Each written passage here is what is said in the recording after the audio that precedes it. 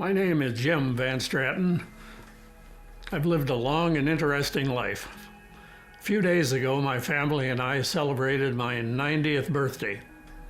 And as a part of that celebration, they asked me if I would consent to presenting an oral interview, an overview of my long life.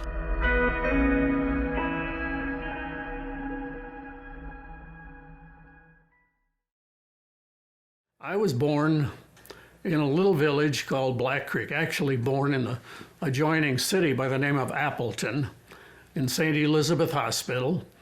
And when I was born, it was the very depths of the Great Depression. The Great Depression had started in 1929, and it became a worldwide event. And unemployment was running very, very high. So kind of strange that my parents married at the depth of the Great Depression. They married in 1931. My dad was working. He had a job, fortunately. He was working for the Outagamie County Highway Department, plowing snow in the winter and building roads in the summertime. So he had a job. But they married in 1931, desperately wanting a family, wanting a large family. My mother suffered 2 miscarriages before I was born. I was born then in 1933 in April, and quickly followed by 5 sisters, and I mean quickly. I was born in 33, and the 5 sisters were all born from then until January of 1942. So in the space of 8 years and 9 months, 6 children were born. And then there was a long gap. My brother was born in 1949, so 7 years after my youngest sister. My brother is 16 years younger than I am. But that's the family that I was born into. 2 boys, 5 girls. We lived in a little village by the name of Black Creek. And when my parents married, I'm sure money was an issue. Unemployment was running 25% at that time, but he had a job. I remember 5 different homes. that we lived in from that time of my birth until 1942, when we moved into a home that we built. The first home that we lived in was next to the railroad tracks, 2 bedrooms. And I remember one of my earliest memories is of my mother loading my sister Joanne. I must have been 3 years old, about 3 years old, loading my sister Joanne and I onto a sled in the wintertime. It was a sled that had side railings on it so that we didn't tumble off, but bundling us up in our snow suits and boots and making her daily rounds. She had to go to the post office, had to go to the grocery store frequently, the meat market, the bakery store. And that's one of my earliest memories of me sitting in the back, holding on to my baby sister as we made our rounds with my mother. From that home, we moved the other side of Main Street, right behind the Ford dealership. They sold Ford cars, they serviced Ford cars. And one of my really poignant memories must have been like 4 years old then. We lived in the 2nd floor apartment. We had to climb up exterior steps, not built in the house, but outside of the house. Had to climb up the steps to the 2nd floor apartment, and the Ford dealership caught on fire. And it was just a short distance from our home, like 150 feet at most, of my sister and my mother and I sitting on the little balcony and watching that burn down. But that was a very poignant memory. At this time, I was like 6 years old, and I was a bit of a hellion at that time. I remember getting in serious trouble once when I climbed into a tree that had a limb hanging over the sidewalk.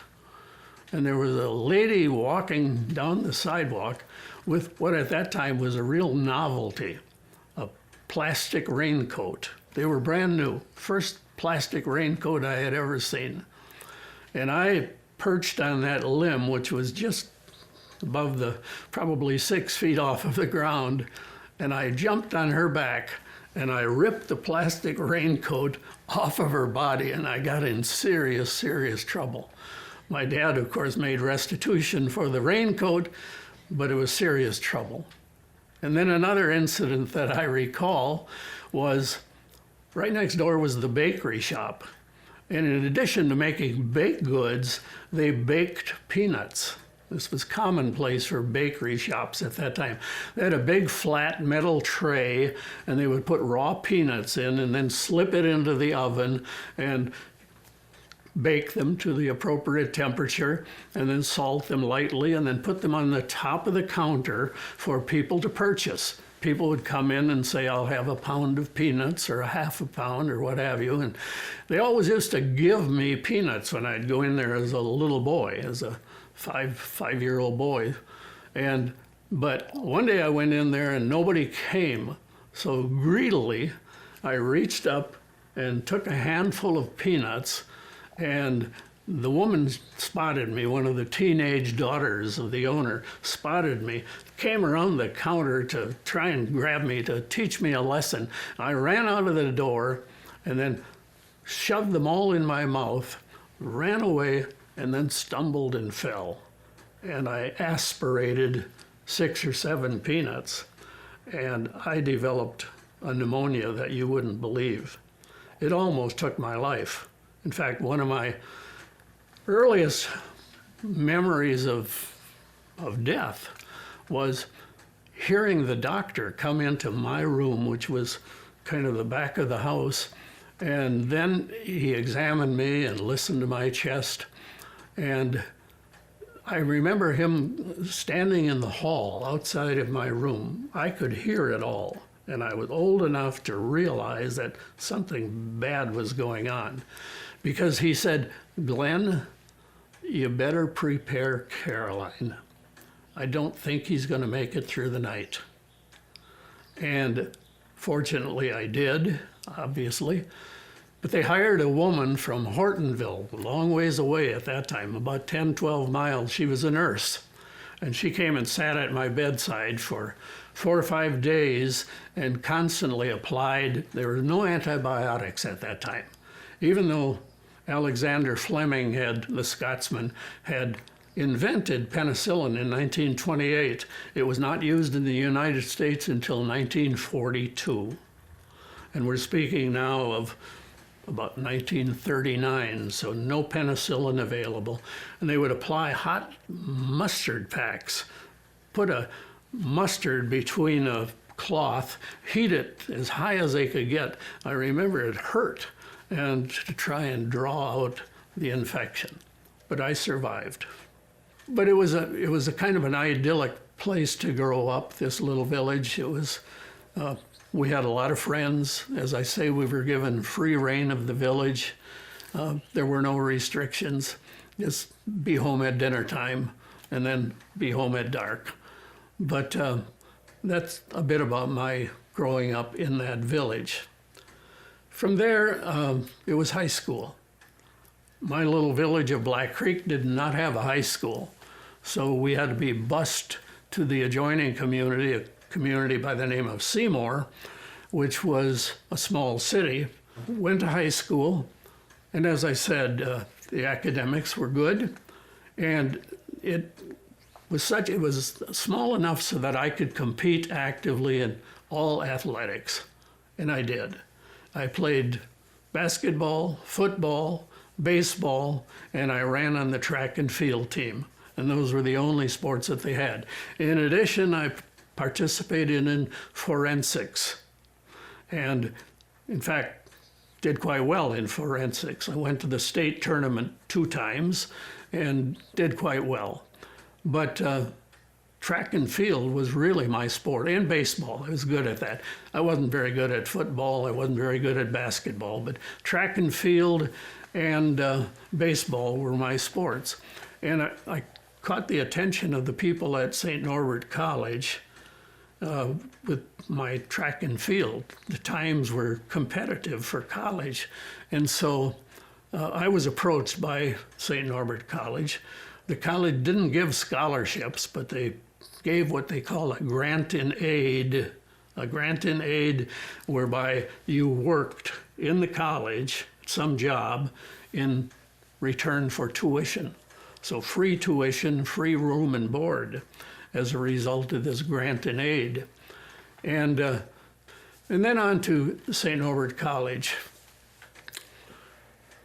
I went there not knowing what I wanted to study. I didn't know much about college, but I knew that I had to choose a major at the end of the freshman year. They encouraged it and demanded it by the end of your second year. And I happened to hook up with a priest by the name of Father Anselm Keefe, and he kind of became my mentor. And Father Keefe had spent part of World War II as an Army chaplain, and he was assigned to a medical unit.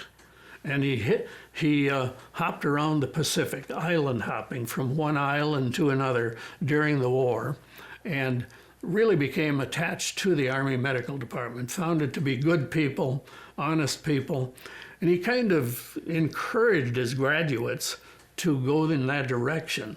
Now, I wasn't one of his graduates, but I was impressed enough so that I considered biology as a major. I know some of my children have asked, how did I get into biology?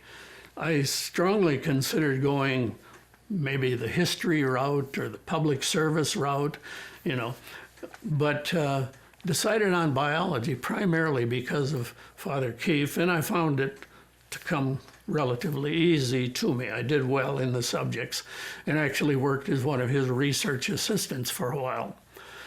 But again, money was an issue. I don't think my parents spent a single dime on my college education. I think between the grant and aid that I was afforded, ROTC, which paid me $30 a month, $30 a month for participating in the ROTC program, and I always had some side gig. As an example, at one time I sold missals, the Catholic missal to follow the Mass.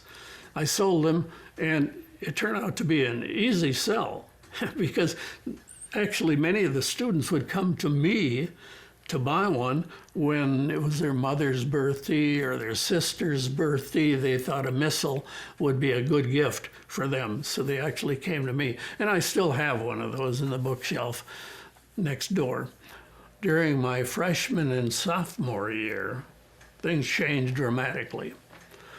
In high school, the last year in high school, I had been going steady with a girl, and I liked her a great deal. She was a very nice girl.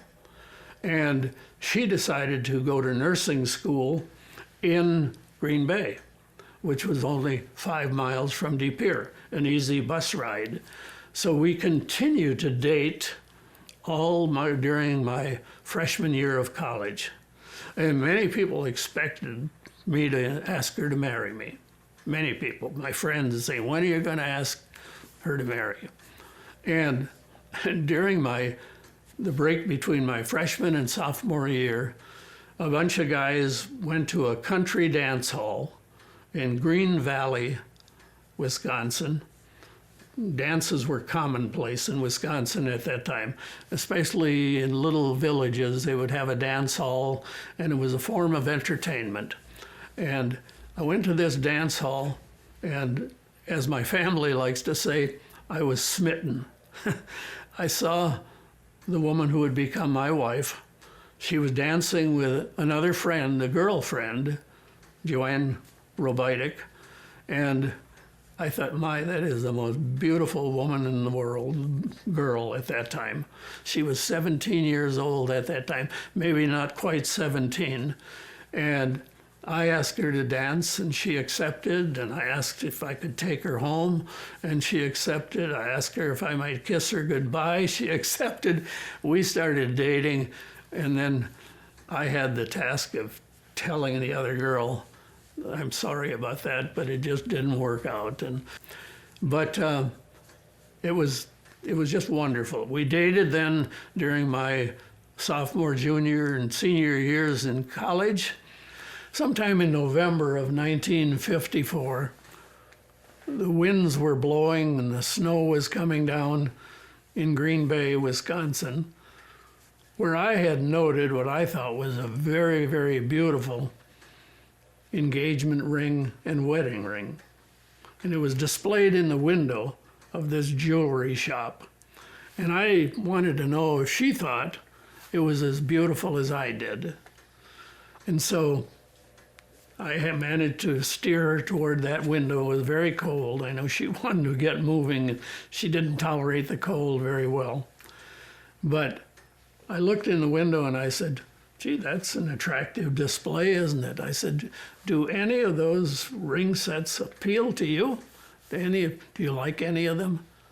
She looked and looked and looked, and she said, that one in the middle is really pretty, isn't it? And I said, yeah, it's really pretty. I said, probably can't afford that or something like that. And she said, I really like that one. And it was the same one that I had picked out, the same one. There were about 7 different wedding bands and engagement rings that were displayed, but we picked it out. So I didn't tell her, but I purchased it. Cost me an arm and a leg, but I purchased it. And on Christmas Eve, a month later, I drove her from our home in my dad's car for midnight mass. My mother was already there, my mother and my father, and I went back to get Pat because my mother had to be there because she was a member of the choir, and they had a session where they warm up the choir. And so I got Pat, and it was snowing, one of these light, gentle snows. And we were in my car, and I thought, now is the time. I was going to save the ring until after the Mass, but I thought, now is the time. It was just so beautiful. The church is in front of us. We're sitting in the car. And so that's where I asked her if she would become my wife and put the engagement ring on. And so it was one of the more joyous moments of my life to hear her say yes without hesitation. I graduated from college on the 5th of June, 1955, and we married the 11th of June, 1955, just 6 days later. And since I had participated in the ROTC program, and I might mention that the only reason I went the ROTC route, it was mandatory at St. Norbert College for the first 2 years, and then it was discretionary. You could continue if you wanted to. And I continued primarily because of the money, the $30 a month that it would pay you, the stipend. But I continued, and I did well in ROTC, but not well enough to become what they call a distinguished military graduate. But between the junior and senior year, you go to a 6-week summer camp. And for some reason, I excelled there. And it was decided among the faculty that I was worthy of the designation Distinguished Military Graduate. And what that did for you was get you a regular Army commission. And you could pretty much choose your branch too. And I wanted to be in the medical department if at all possible, at Father Keefe's recommendation. So that's what I got, and so I graduated from St. Norbert, and I had a job lined up because I was told I wasn't going to enter the Army until October. And we had the gap between June and October. I just had to earn some money. We didn't have anything. And so we had that gap to fill, and I had a job lined up with the County Highway Department. I had worked for the County Highway Department while in college, between college years. And so I went to work for the County Highway Department.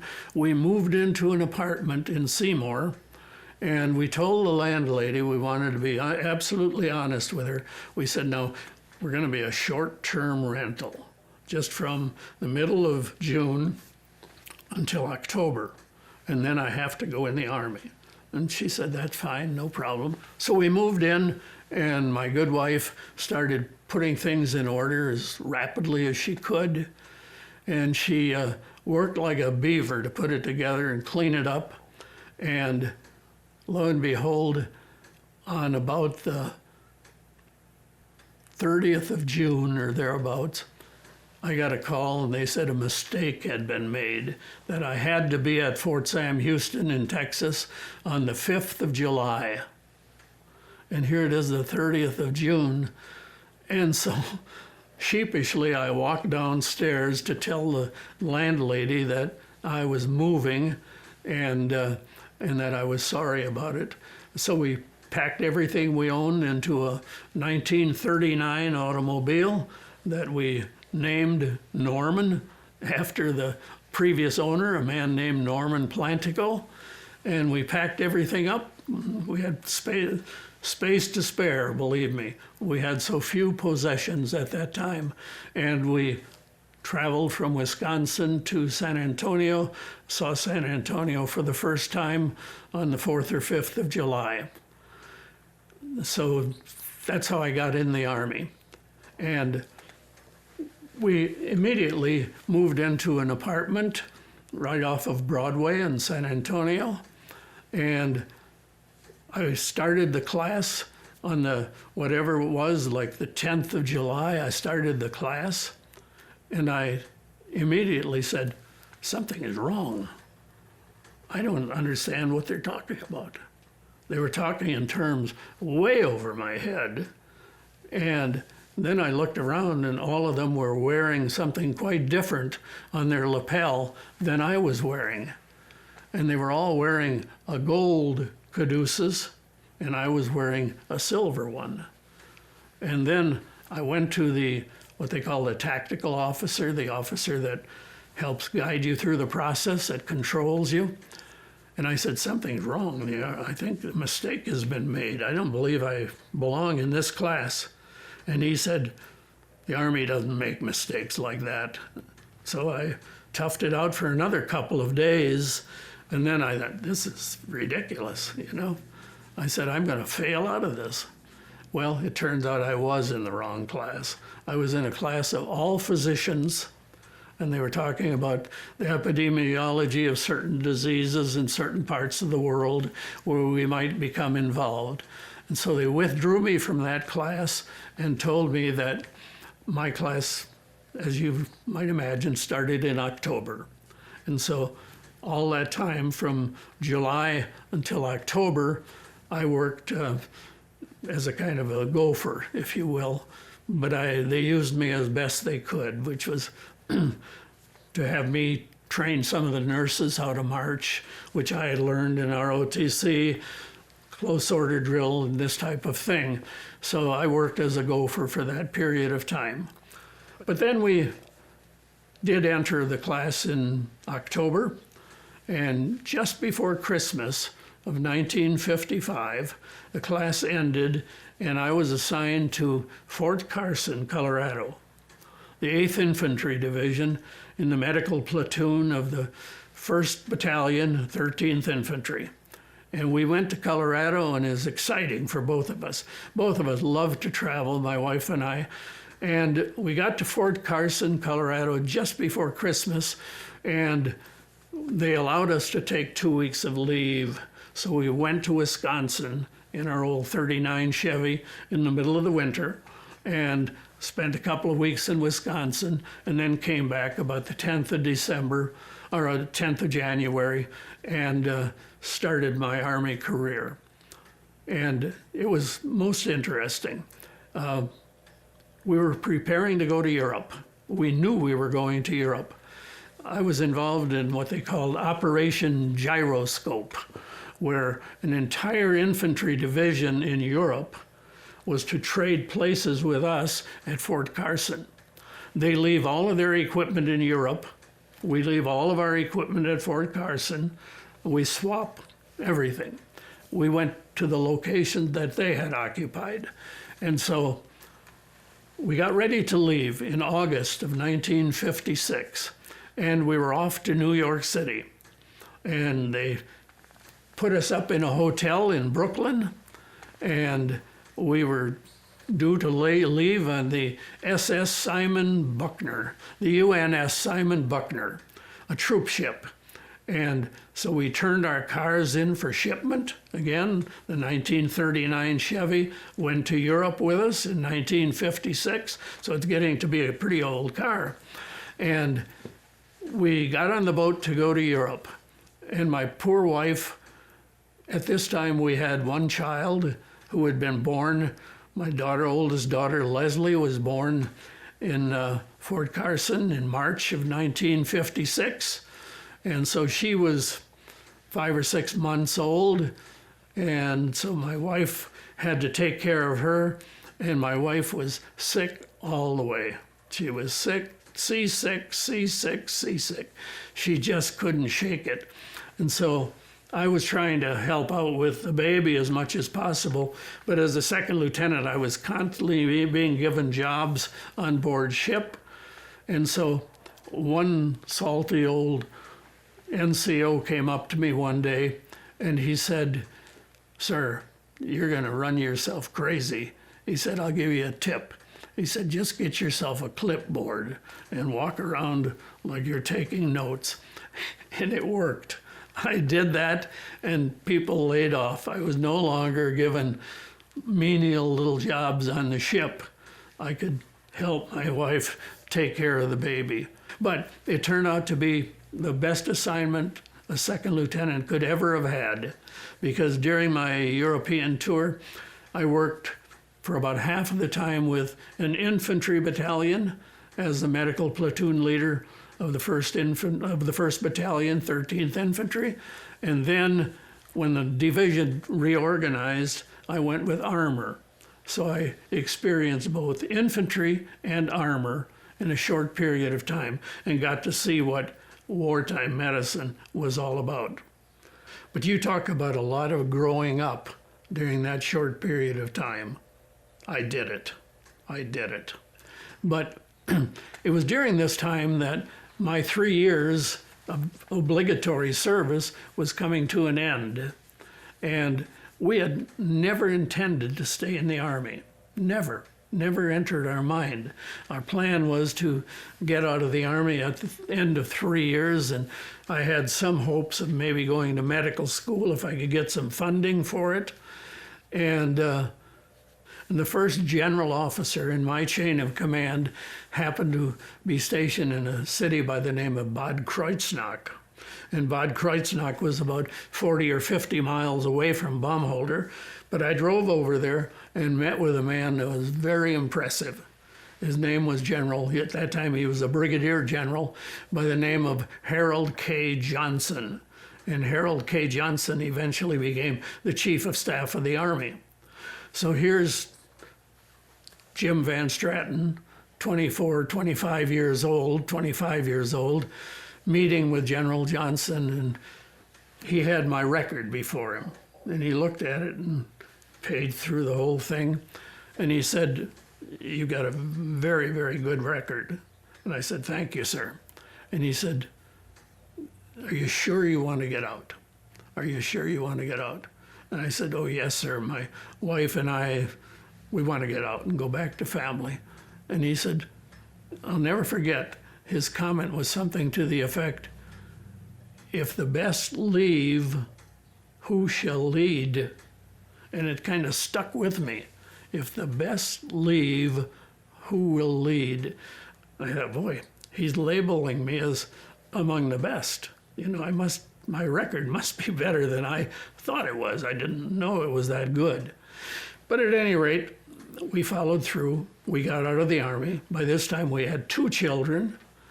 Leslie having been born in Colorado, Susan born shortly after arrival in Germany when I was still with the infantry. She was born in Augsburg, Germany. But we got out of the Army and we drove from Fort Hamilton, New York, where we picked up our car again, drove back to Wisconsin. And then what do I do for a job? What do I do for a job? Nothing was lined up, kind of fate being that a principal of a school in a suburb of Green Bay, a suburb by the name of Swamico, died in an auto accident. And school had just started in the fall, just started. And they were desperate to hire a principal. And I applied. I did not have administrative credentials, but I knew they were desperate. And I thought I could convince their board that I could do the job. To make a long story short, I did get the job. But I was the principal of this school, and again, it seemed so repetitive. Every day was kind of the same, kind of the same. You dealt with a lot of disciplinary problems. You dealt with a lot of dissatisfied parents. You dealt with this, but I didn't like it. I thought, what did I leave behind? What did I leave behind? It was such an interesting life, where there was change every day and you were making decisions that had some real significance. And so I decided to apply for recall, kind of, as they say, put my tail between my legs, admit that I had made a mistake, and apply for recall. So after 1 year, I was recalled to the Army, but they would not give me back my regular Army commission. See, if you're a reserve officer, you're kind of hired help. You're there as long as they need you, but they can release you when they want to. But as a regular Army officer, you have a degree of protection. But they said, you'll have to serve a competitive tour, see if your record is good enough. Well, to make a long story short, we came back on active duty. I did satisfy the completion of the competitive tour. My regular Army commission was reinstated, and I was assigned to Fort Sam Houston, chief of the instructor training branch. I trained instructors for the Medical Field Service School, and apparently did well on it, because at the conclusion of that assignment, which lasted for 3.5 years, I went to the Officer Advanced course, did well in that, and then was selected to go on to the University of Texas to earn my PhD. And so I did that. I should also mention that during my time at the Medical Field Service School, while serving as the chief of the instructor training branch, I earned a master's degree in the night division at Incarnate Word, a master's degree in education. So I went to the University of Texas, and the family moved with me, and we spent 2 years in Austin, and I graduated right on schedule. And my next assignment was Vietnam. By this time, we had all 6 of our children. The youngest had been born while in Austin, and he was a very, very sick baby with a congenital lung disease. And that was of great concern to us, because when I left for Vietnam, he was still very fragile. And we just decided we had to get close to good medicine. But as I said, by this time we had 6 children. My daughters, Kathy and Lori and Stephen, had been born here while I was in the instructor training business at Brooke Army Medical Center. And then my youngest son, Mike, at Bergstrom Air Force Base in Austin. Bergstrom no longer exists. No, it's Austin International Airport.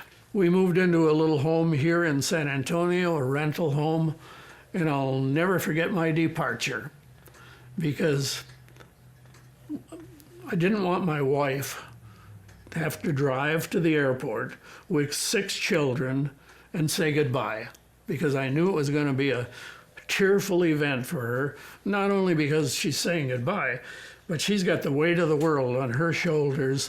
And I throw my duffel bag and one little suitcase in the trunk, and I look at the porch, and there sits my wife with tears running down her eyes, with the 2 oldest daughters standing alongside of her, with Kathy and Lori draped around her waist, with Steve and Mike each with a leg holding onto it.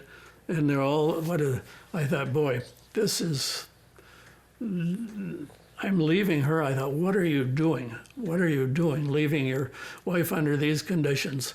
I thought, well, what choice do I have? I don't have a choice.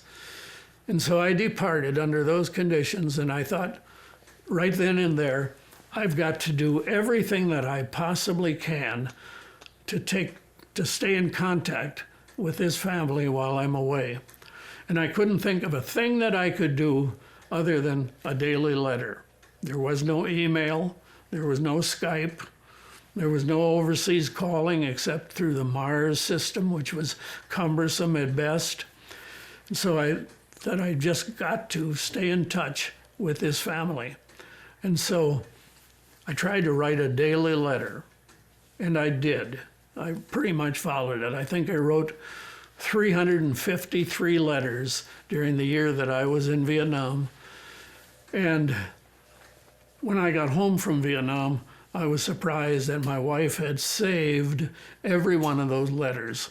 They were in a little box in a closet, and they became the basis of a book. The book that I wrote, my children kind of embarrassed me into writing the book, doing something with those letters, and so I did and wrote the book. But the year in Vietnam was especially interesting. I went there as an advisor to the Vietnamese army. I lived in Vietnamese quarters, a kind of a boarding house hotel operation. It was humble at best. I had a little room that was about 9 by 12 with one light bulb hanging in the middle, a fan running around, place to hang my clothes, but not much else. Bathroom was down the hall, but that was my living quarters. I ate many of my meals with the Vietnamese. I gained great respect for the Vietnamese people. The people are family-oriented. They want to learn. They're motivated.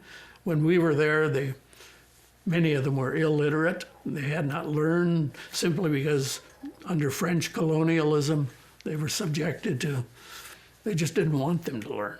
They wanted to keep them servile. And so, but it was a very, very, very interesting tour.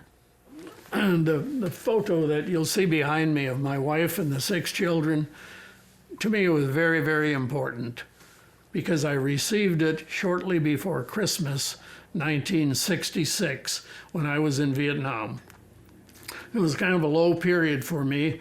I had a very interesting Christmas Eve where an American cargo plane landed short of the runway at Da Nang and crashed right into a Vietnamese fishing village and just plowed the village. 100 plus deaths, and I was involved in that incident. And that picture cheered me greatly to see that my family was looking good, that the little boy who had the congenital lung disorder was doing well, looked healthy in there. And I was just so grateful that my wife thought of doing that with her in the middle and the 6 children gathered around her. It just meant the world to me, and I look at it every day, counting my blessings. I came back to a very happy family, a joyous wife, but we were assigned back to Fort Sam Houston so we could stay in the same home that we were in. But 1 year, almost to the day after I returned from Vietnam, I received a call from the chief of the Medical Service Corps saying, "We need you in Washington. Colonel Dave Hood has died. He occupied a very important position in the office of the Surgeon General. We want you to replace him." And while in Washington, D.C., initially I was serving as the chief of the Medical Service Corps Career Planning Branch. I did that for about 1.5 years when the chief of the Corps, Manly Morrison, asked if I would become his assistant. So I became the assistant to the chief and helped him in any way that I could. I helped him prepare for congressional testimony. I wrote speeches for him. I represented him at a lot of meetings. I was his assistant. He could use me in any way that he wanted to. So again, it was a very, very interesting period.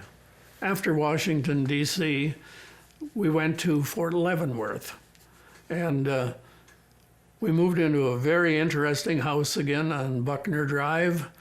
It was large, spacious. We liked it a good deal. And initially, I was a student in the Command and General Staff College. I did well in the college. It was an interesting curriculum.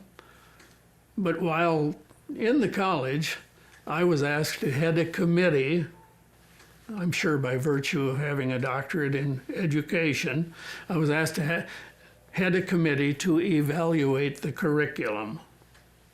At the end of the school year, we handed in our report, and we were very critical of the curriculum. And I remember one line that we wrote, and I was asked to remove it, and I refused, because the whole committee had agreed that that was a good reflection of the curriculum. And I described it as being a mile wide and an inch deep. It wasn't very deep. And at first, the deputy commandant, a brigadier general by the name of James Gibson, refused to send it forward unless we changed it. We refused to change, so there was a bit of a standoff. And finally he did, reluctantly, and the commandant, a guy by the name of Lieutenant General John Hennessy, liked it. He said, I want to talk to that officer. So I then met with the commandant, and he asked me if I would stay at Leavenworth for an additional year and help his educational advisor, a man by the name of Dr. Ivan Beer, if I would help him to implement a totally new integrated curriculum. And so I stayed on an additional year. I learned much from Ivan Beer. He was a very, very bright man, and he taught me much. But we finished our 2 years at Fort Leavenworth, and then we went to Carlisle. I was selected to go to the Army War College. After we left Leavenworth, went to Carlisle Barracks in Pennsylvania, where I was a student at the Army War College.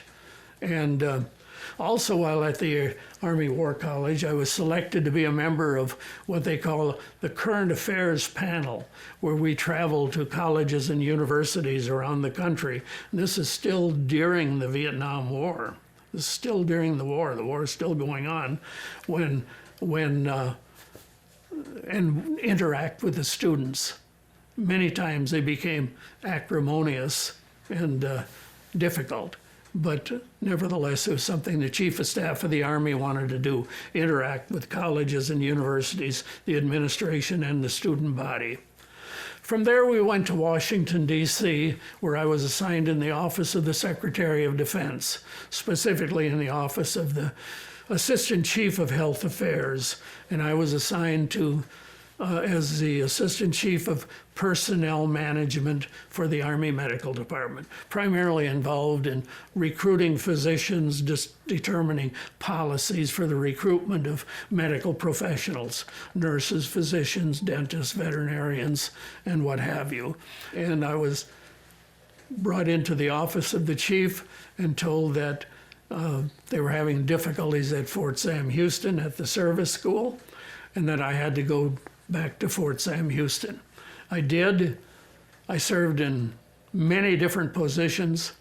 It seemed like I couldn't get out of there. Every time I was ready to leave, they would change commanders, and then they would say, "You can't go now. You got to help the new commander get squared away." But I was the first director of training evaluation, of training development and evaluation. I was the director of training. I was the deputy commandant, the first medical service corps officer to serve as the deputy commandant. But finally, I did get to get out of the medical field service school. after I think I was there 6 years, which is unprecedented in the military to stay that long in any job. But I did by circumstance. And then I was selected to be the chief of staff of the 7th Medical Command in Europe, overseeing the healthcare system in Europe. And at that time, it was a big job. We had hospitals stationed throughout Europe. I think we had 10 or 11 hospitals and like 72 health clinics spread all over, especially Germany, Italy, some in Belgium. But it was a very, very interesting job. I could go on and tell you stories about the involvement that I had in the Beirut bombing of the Marine barracks, about missile accidents, about all kinds of different things that I was involved in as the chief of staff. So a very, very interesting job. After that, I was selected to head a study for the Department of the Army, study aimed at improving the command and control of the Army Medical Department. We had a small group, not small, about 20 people, who were responsible for putting together a series of recommendations on how the Army Medical Department's command and control of its hospitals worldwide could be improved.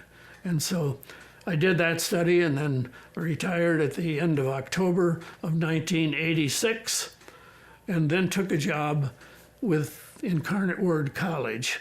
Now it's Incarnate Word University, but at that time it was a college. And the way that came about was they had a new president. He was the youngest president of a 4-year college in the United States.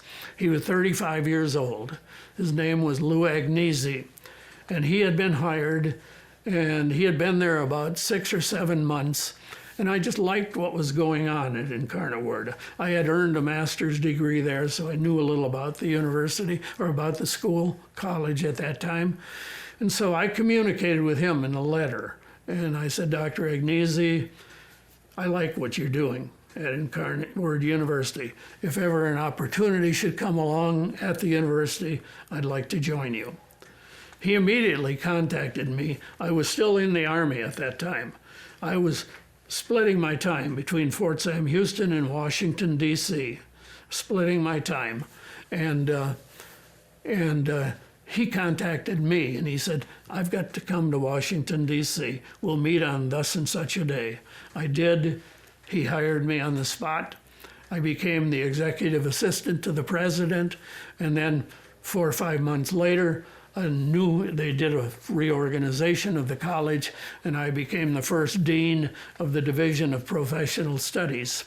I did that for 4 years, and then an opportunity came along that I was better qualified for as the dean of the School of Allied Health Sciences at the University of Texas, San Antonio, the Health Science Center. So I applied for, was selected, and did that until I retired in November of 1997.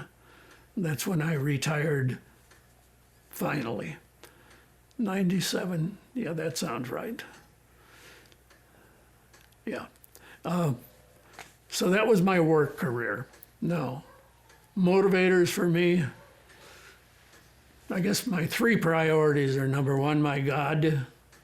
I've always been Catholic. I've always been spiritual. Number 2, my family. I love my family dearly. It's a big family now. We have my 6 children, all married. 2 of them lost their spouses. 1 has since remarried. I've got 8 grandchildren. I've got 5 great-grandchildren. So I think that totals 27 or 28 people. They're all doing well. They're all living responsible lives, for which I am very, very grateful. So that's a kind of a summary of my life. I should also mention that after retiring from the University of Texas Health Science Center, my wife and I traveled, along with another couple, internationally, frequently. We tried to travel twice a year, spring and fall, usually to Europe, but also to the Middle East, to Africa, to the Holy Land, to Egypt, to China twice, to Central America, Mexico. So we traveled greatly, usually by Space A, the military, where you get free transportation. But once we got to Europe, typically our style was not to have any plans in advance, not to have any set itinerary, to rent a car and go where the winds took us. But we had a wonderful time. I should also mention that in 2006, my dear wife, whom I loved dearly, was diagnosed with Alzheimer's. It was a definitive diagnosis done with an MRI. And we decided at that time, she and I, she was still functioning quite well, but we decided that we were going to do the best we could under all circumstances. We continued to travel internationally, if you can imagine, until 2014. From 2006 till 2014, we continued twice a year somewhere in the world. But it eventually got to the point where that was no longer feasible. The only reason it was feasible that long is we had traveling companions with us, Ken and Valda Lingle, who really helped out a lot. Mrs. Lingle especially, Valda, a dear friend of my wife, because she helped out immeasurably. But I took care of my wife for 14 years, and she had Alzheimer's for 14 years. But then there came a point in time when I couldn't do it physically anymore. She took 2 falls in the home, and upon the recommendation of my children, I took her to the hospital just to have her checked out. They admitted her for 3 days and did a bunch of tests. And at the end of the rehab, I was told that I had to find a place for her to admit her. I admitted her into a full-service nursing home with an excellent reputation. But I soon determined, along with my children, that it was not going to work. It was not going to work. They would park her in front of a large screen TV, and she'd spend much of her day looking up at that TV. And this was unacceptable. And so, fortunately for me, I was looking around for something better. And a woman by the name of Sylvia Espinoza said, "Jim, you should take a look at the 3 Mexican religious sisters that run a home that specializes in care for neurological diseases, Alzheimer's and Parkinson's.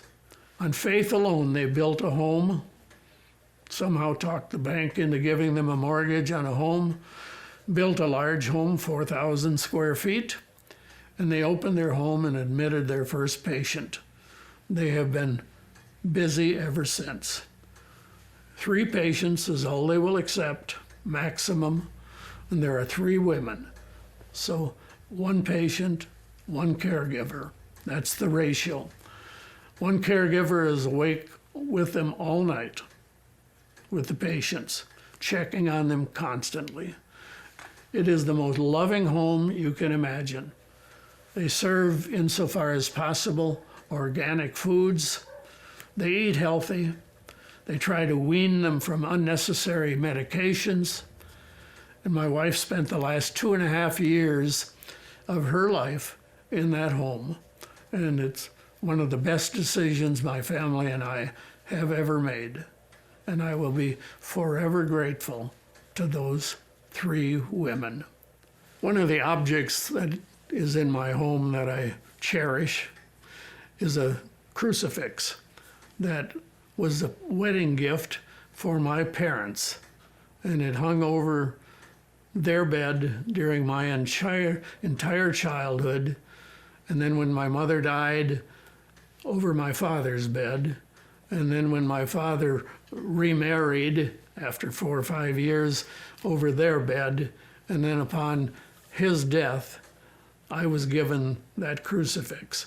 And it now has hung over our bed since 1993 when I was given the crucifix. It is a beautiful thing. I wish I knew the origin. I think it's European. I think it was made in Europe. It's, in my mind, one of the most beautiful crucifixes that I've ever seen. And I cherish it because it belonged to my parents. Just recently, February, I spent 2 weeks in Israel. It was a pilgrimage and a religious retreat. I went with 39 other people and 2 priests, Father Meduzio and Father Garcia. While I was in Israel, I was given the distinct honor, probably by virtue of my age. I was the oldest of the 39 pilgrims by quite a bit. So probably by virtue of age, I was asked to serve as the lector, the reader, at the Mass that was conducted in the Church of the Holy Sepulchre, where the body of Christ was taken down from the cross and put in a cave. And the altar is built above that cave. And it was a very, very somber moment, but at the same time, I was just absolutely, it was the most spiritual moment of my life to step up to the lectern and read to the assembled group. Not only our pilgrims, but there were quite a number of priests there from Rome. It was a Mass that was celebrated not only by Father Meduzio and Father Garcia, but also from the priests from Rome. They all played a role in it. So it was a very, very spiritual moment for me, and I appreciated their giving me that opportunity. It was the most spiritual 2 weeks of my life. We covered the country from top to bottom. We visited all of the holy sites. I got an in-depth look at all of them, an explanation of all of them, and I came away even more convinced that Jesus was indeed the Son of God, and that the miracles are real, and that he did rise from the dead, and therefore open the gates of heaven for us as a possibility. It was the most spiritual experience of my entire life. And so it's been a very interesting, long life. And as I said at the beginning, I am very, very grateful for all of the 90 years of my life, with more to come.